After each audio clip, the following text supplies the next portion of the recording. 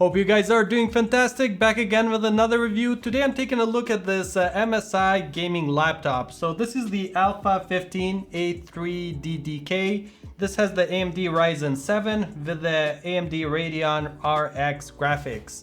So what we're gonna do on this review is check out some benchmarks and also just play some games and see what kind of frame rates we get there as well. So let's get right into it.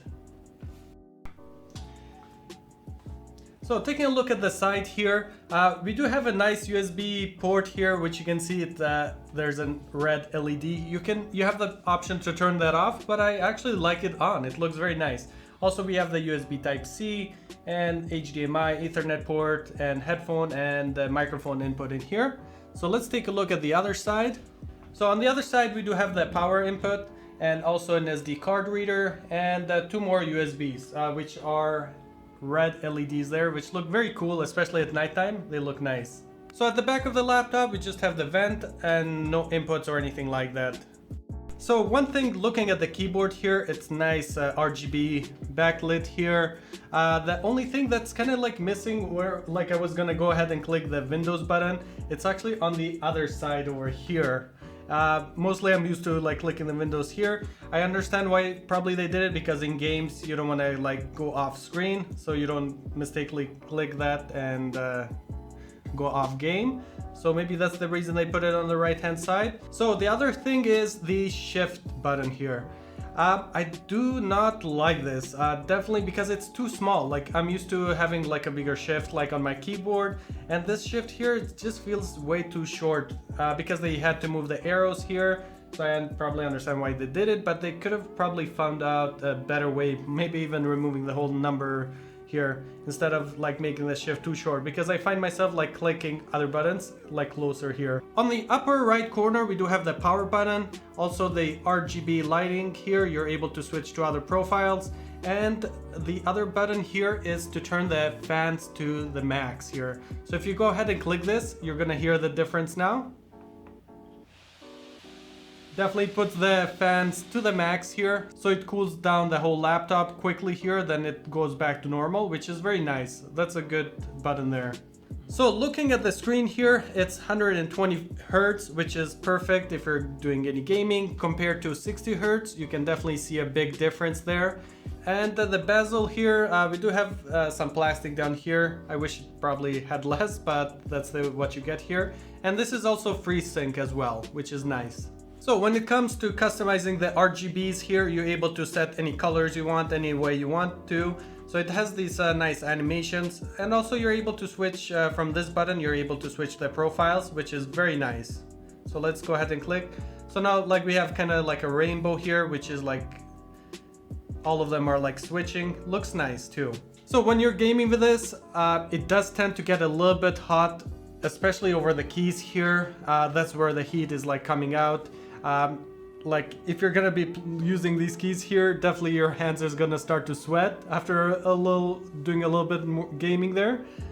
So the heat is all up here, mainly like on the right hand side. I feel there's like more heat coming out, but it's like overall there's a lot of heat. So sometimes I found myself pressing this button just to turn the fans to the max here, but then that noise kind of gets distracting as well sometimes, unless you have headphones on, but it tends to cool down the laptop pretty quickly. On this run, I'm gonna go ahead and run the Cinebench R15 here. I do have it set at best performance, as you see here. And let's go ahead the CPU here, hit run on this, and see what kind of results we get here. Looking at the Cinebench R15 here, on the OpenGL we got 80.27 FPS, and on the CPU is 715 CB. So let's go to the next benchmark here. So right now I'm gonna go ahead and run the superposition benchmark, and I have it set at performance and 1080p medium and graphics API DirectX. So let's go ahead and hit run here.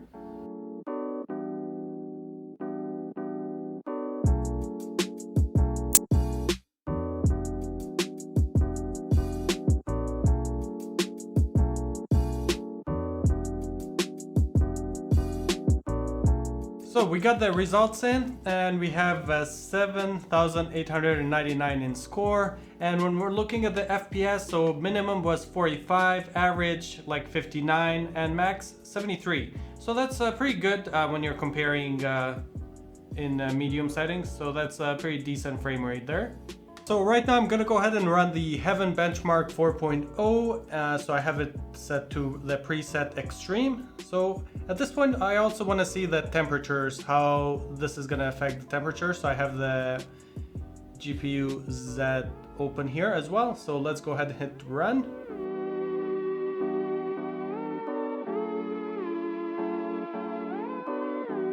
So the Heaven Benchmark 4.0 is complete. So, and this was on the extreme settings.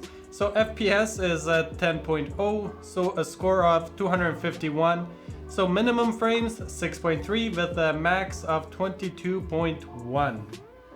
And right now I also want to check the temperature and see what kind of temperatures we got there while this was running. So I'm just gonna go ahead and see the highest reading on this. So a highest reading of 67, so average around like 50 something, which isn't too bad. This was running at extreme settings. So you're looking at around the 60 mark if you're gonna be doing some like Call of Duty or anything like that. So also, since this has an SSD, I'm gonna go ahead and run the Crystal Disk Mark 7.0 here. So let's go ahead and click this.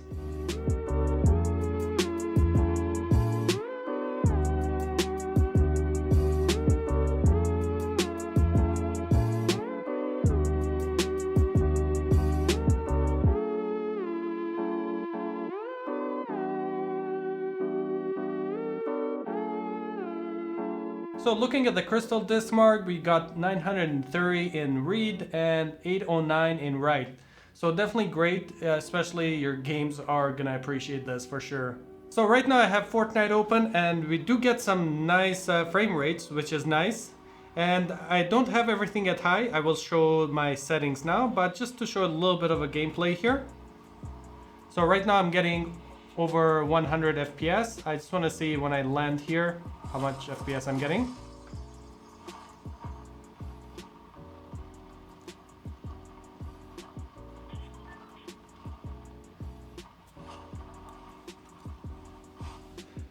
So right now, just standing here, just looking around, it's going up to 120 FPS, and that is amazing because this monitor supports, this one is like 120 Hertz, and it has the FreeSync, so which is very nice.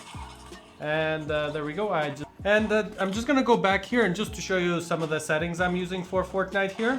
So these are the settings I'm using here. So I have it set at 1080p and 120 frames per second. And if I scroll down, so 3D resolution, obviously 100.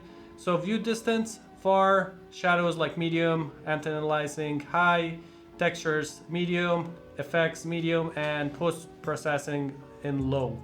But you can still, like, getting these settings in here, you can still get very decent gameplay, which is nice. And obviously it can go up to over 100 FPS, which is very nice. So my overall thoughts on the Alpha 15 gaming laptop. So when you're calling something a gaming laptop, you kind of expect to get that high frame rate. Fortnite, I was able to get some decent frame rate, so you're able to play Fortnite with no problems.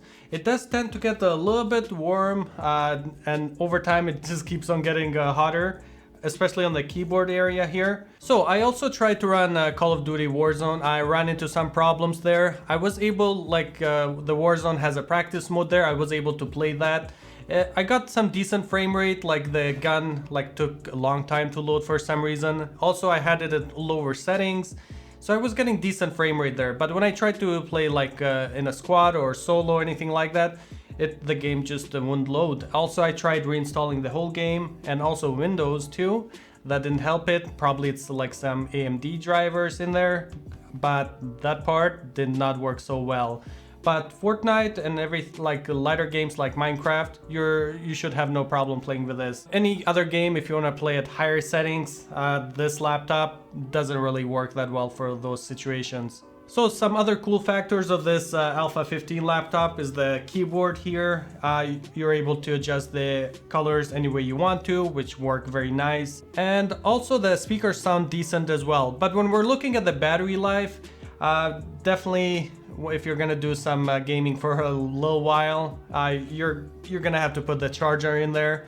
And one thing I noticed is the charger port is on this side, and that's where you're gonna have like a mouse plugged in as well. So I wish it had it on the other side. It would make a little bit more sense to have the power in on this side instead of the right side, because that's where you have your mouse. So that's the other issue that I had with this laptop. So the speakers sound decent, but when we're looking at the battery life, you're gonna be getting under like 2 hours for sure. If you're gaming, you're looking less than that. I really hope you guys enjoyed this video. Go ahead and give it a thumbs up if you guys enjoyed it. If not, thumbs down. Also, if you're new here, go ahead and click that subscribe button and don't forget to turn the notifications on. So I will see you guys on the next video.